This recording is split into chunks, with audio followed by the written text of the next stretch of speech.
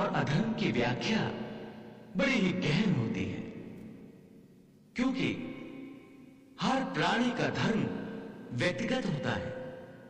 समय, परिस्थिति, उद्देश्य और भावनाओं के तराजू में धर्म और अधर्म तोले जाते हैं।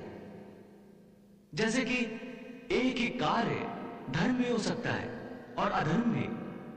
उदाहरण के तौर पर किसी की हत्या करना पाप है, परंतु देश धर्म की रक्षा के लिए की गई हत्या पाप नहीं है। तो फिर हो गया निश्चय। मेरी तो आत्मा कहती है कि अर्जुन की सुरक्षा के लिए कर्ण से उसकी इच्छा से दिव्य कवच कुंडल प्राप्त कर लेने में कोई अधर्म नहीं है। अभी सवेरा दूर है, आप अभी जाइए और कर्ण को यह बता दीजिए कि देवेंद्र उसके साथ क्या छल करने जा रहे हैं। इस प्रकार आप अपने पुत्र को फिर से सुरक्षा प्रदान कर सकेंगे। वाह प्रभु वाह, आपने तो मेरी चिंता का निवारण ही कर दिया। धन्य है प्रभु।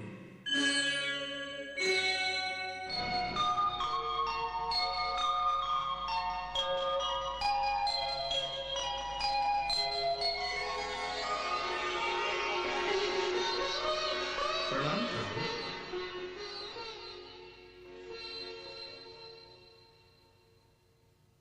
आइए देवेंद्र, कैसे आना हुआ?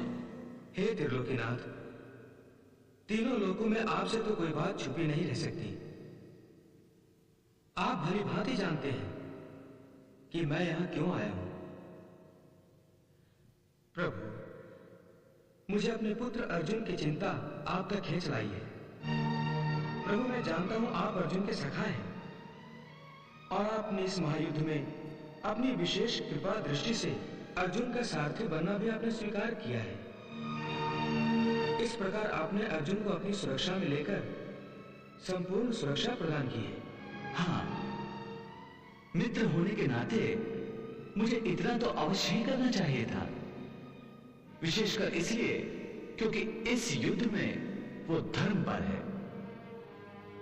परंतु तुम ये सब जानते हो, फिर भी अर्जुन की चिंता कर रहे हो। क्या करूं भगवान, एक पिता का अपने पुत्र के प्रति मोह मुझे विवश कर रहा है।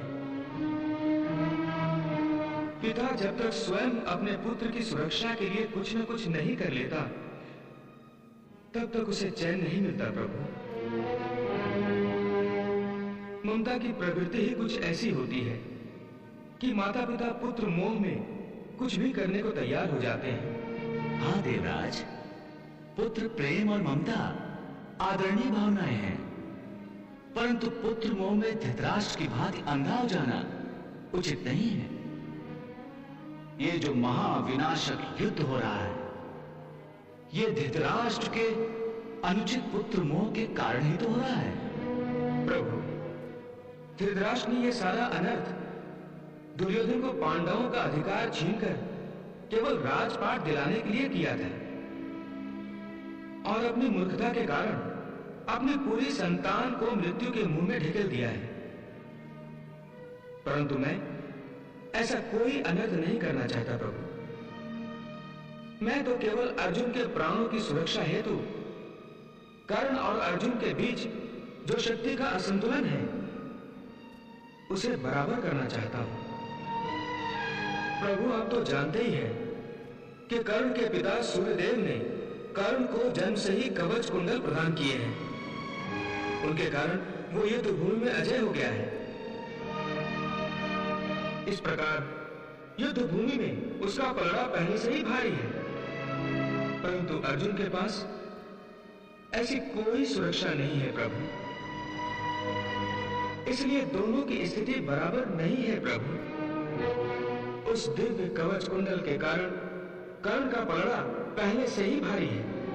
इसलिए यदि मैं कर्ण से ये कवच कुंडल प्राप्त कर लूं, तो दोनों की शक्ति के पलड़े बराबर बराबर हो जाएंगे। प्रभु, इसके लिए मैंने एक उपाय सोच रखा है। कर्ण एक परमदानी है और उसका एक नियम है, हर सवेरे सूर्यदेव की पूजा के बाद कोई याचक उसके पास जो भी मांगे उसे इनकार नहीं करता।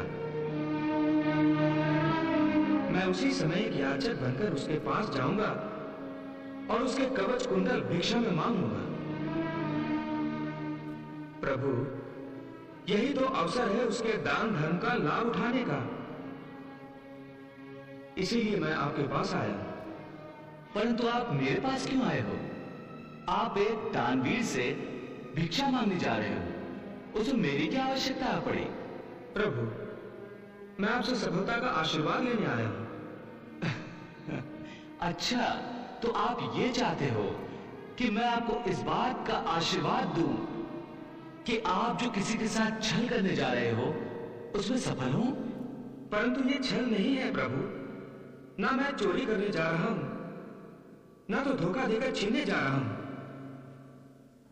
मेरी तो योजना ऐसी है कि कर्ण ये सब जानते हुए भी अपनी इच्छा से, अपने हाथों से अपने कवच कुंडल मुझे दे दे।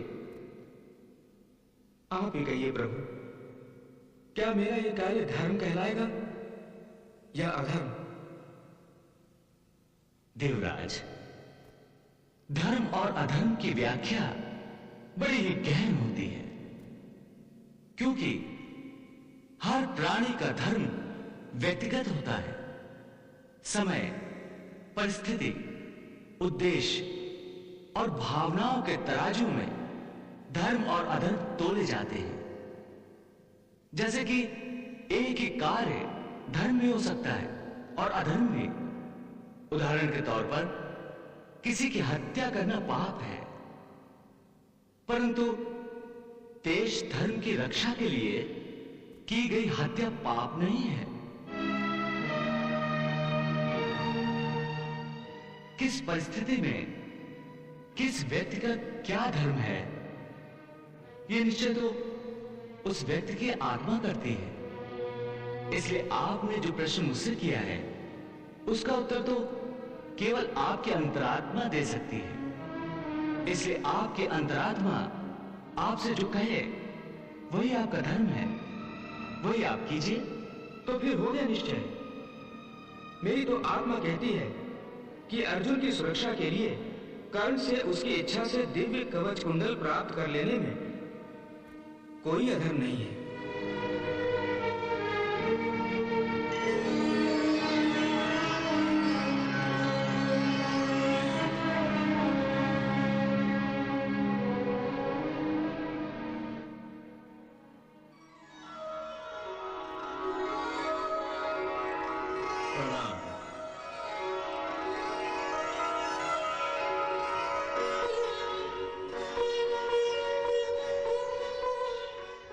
आइए सूर्यदेव, आइए, कहिए आपके आने का क्या प्रयोजन है? प्रभु, मेरी चिंता का कारण भी वही है जो देवराज इंद्र का है, अपने पुत्र की सुरक्षा। देवेंद्र अपने पुत्र की सुरक्षा के लिए मेरे पुत्र कर्ण के कवच और कुंडल छल से प्राप्त करने जा रहे हैं, फिर भी आपने उन्हें रोका नहीं। सूर्यदेव, मैं एक पिता को अपने पुत्र की सुरक्षा करने से कैसे रोक सकता हूं? यह तो उसका धर्म है। परंतु प्रभु,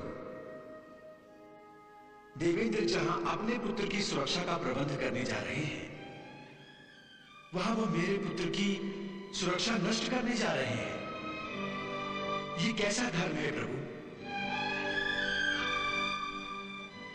देवराज जब कर्ण के कवच और कुंडल मांग लेंगे तो उसके प्राण तो संकट में आ जाएंगे ना। अब आप ही बताइए, मैं क्या करूं?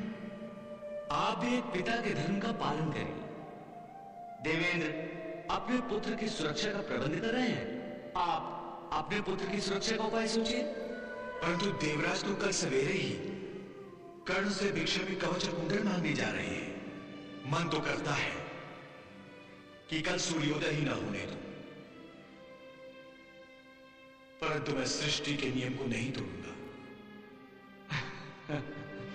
अपने पुत्र के लिए इतना बड़ा अनर्थ करने की कोई आवश्यकता भी नहीं।